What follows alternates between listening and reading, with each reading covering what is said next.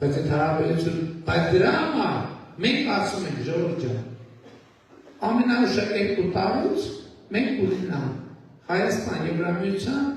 վիզաների ազատականացված վիճակ։ Այսինքն դուք կարաք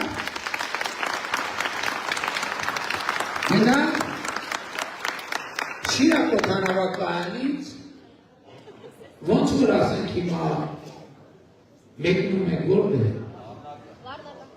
Չէ, հիմա Լառնակա գնալ համար վիզա է պետք։ Այն ժամանակ վիզա պետք չի լինելու։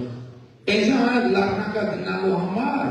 ձեզ մենակ մի բան է պետք գտնելու, անձնագիրը չկորրանալ։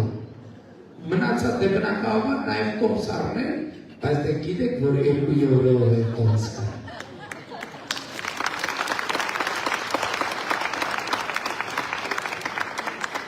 Եվ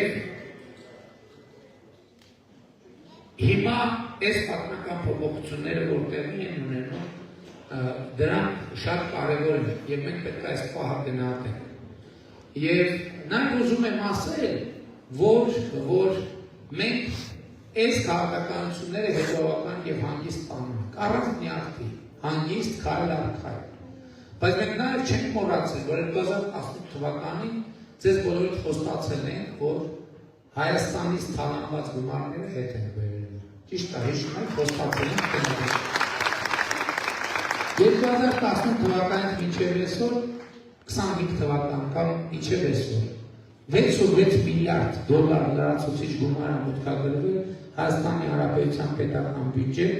որը չէր մտնի Հայաստանի բյուջե, եթե հեղափոխությունը տեղի չունենա։ Այլ հոսելու է քրեական օլիգարխիայի գրպանները։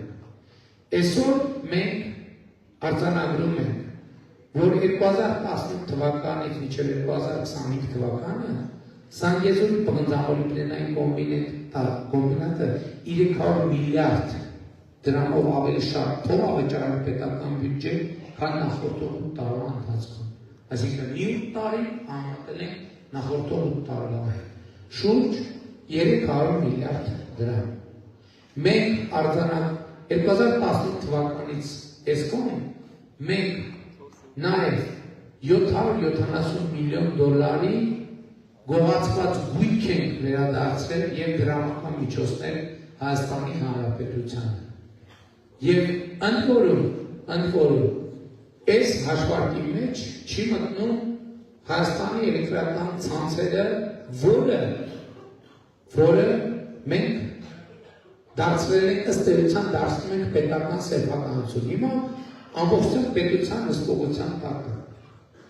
Եվ առաջիկայում նաև դե յուրե կլինի պետական սեփականություն։ Բայց օրինակ դուք ձեզ հարց կարաք տալ, թե լավ, օքեյ, հեծը որ պետական է, դրանից մեզ ինչ օգուտ։ Իսկ օգուտը հետևյալն է։ Ուրեմն մենք Երևան պետական համալսարանում Երևան պետական համալսարանի համար սուպերկոմպյուտեր ենք ձեռք բերել եւ հեցի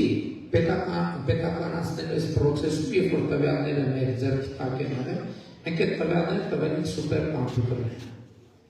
Եվ այդ սուպերկոմպյուտերը հաշվել է, որ անցած տարվա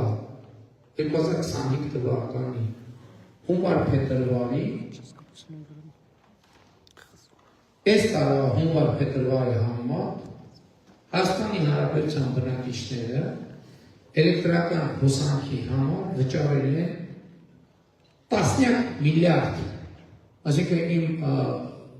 10 քանի միլիարդ, մոտավորապես 20 միլիարդավոր դրամներ ավելի պակաս գումար, այսինքն անցած տարի վճարել են, այս տարի վճարել են միլիարդներով ավելի պակաս գումար հոսանքի համար, քան անցած տարի։ Պատկերացրեք, այսինքն դուք բոլորը հոսանքի համար անցած տարվա հունվար-փետրվար ամիսներին եւ նաեւ հիմա մարտ ամսին, ապրիլ ամսին բոլորով միասին հանրապետությունում միլիարդներով ավելի պակաս է այս տարի վճարել, քան անցած տարի։ Ինչն է դրա պատճառը։ Դրա պատճառն է, որ հետ եղել է կալուգացի օլիգարխի տիրապետության տակ, բոլորիդ վրա հոսանքի ավել փող գրվել եւ այդ փողը դրել են իրանց գրպանը։ Եվ սրա համար ես ունեմ պինդ որոշում, որ Հայաստանի Հանրապետությունը կալուգացի օլիգարխի դա պետք է չների եւ նա դրա համար երկար տարիներ պետք է անցկացնի բանտում, որպես ժողովրդի գողացավ։ Ավելին ասեմ, մենք Միացյալ Նահանգներում ֆինանսների նախարարի տունը վաճառվել է արդեն եւ գումար 70%-ը հիմա գործընթացի մեջ է փոխանցվում Հայաստանի պետական բյուջե։ Ինչի 70%-ը կապված է Ամերիկայի Միացյալ Նահանգների օրենսդրության առանձնահատկությունների հետ։ Ավելին ասեմ, Ծառուկյան Գուլոյան կլանի պատկանող Կարո Գուլոյանի պատկանող առանձնատունը, շքեղ առանձնատունը 2.5 միլիոն դոլար արժողությամբ այլևս իր սեփականություն չի։ Այլ Հայաստանի Հանրապետության քաղաքացիների սեփականությունը։ Եվ ես արդեն հանձնարարել եմ առաջիկայում առանձնական մենք կստեղծենք ծերերի խնամքի կենտրոն։ Այսինքն դա կվերադարձնենք մեր թոշակառուներին։ Բայց մենք կարևոր է դուք հաց կարածակի, բայց 6.6 միլիարդ եմ ասում, 300 միլիարդ եմ ասում, բայց ինչ են կարել այդ փողերը, ինչ են կարել։ Թոշակ են բարձրացրել ժողովուրդ ջան։ 2018 թվականից մինչև 2026 թվականը մենք 7 տարբեր որոշումներով Հայաստանի Հանրապետության թոշակառուների թոշակները 7 անգամ 8 տարվա մեջ մենք 7 անգամ ուղղակի կամ անուղղակի որոշումներով անդրադարձել ենք թոշակների հարցին։ 7 տարվա մեջ 8 անգամ։ Այսինքն մենք գործնական այդ տարիներից մեկն էլ եղել է պատերազմի եւ կոവിഡ്ի տարին։ 8 տարվա մեջ 7 անգամ մենք թոշակ ենք բարձրացրել։ 2018 թվականին նվազագույն թոշակը Հայաստանում եղել է 16000 դրամ։ Այսօր նվազագույն թոշակը 46000 դրամ։ Դեռ չհաշված անկախի կարեկցի դեպքում հետվճարի համակարգը։ Այսինքն այն գումարները, որ նախկինում հոսում էին քրեական օլիգարխիայի, Ծառուկյանի, Քոչարյանի, Կարապետյանի, Սարգսյանների, իրանց կլանների գրպանները, այսօր հոսում է ձեր գրպանները, ժողովուրդ ջան։ Այսօր մենք առողջության ապահովության համակարգի ներդրել, լսել եք դրա մասին, ով է լսել։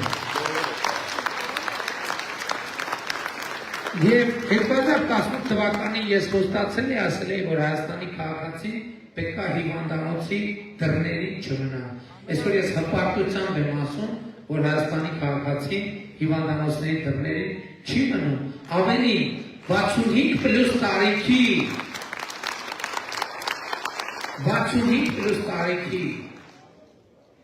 թոշակառուների եւ միջև 18 տարեկան երեխաների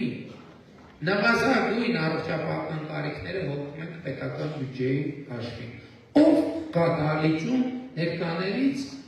որ 65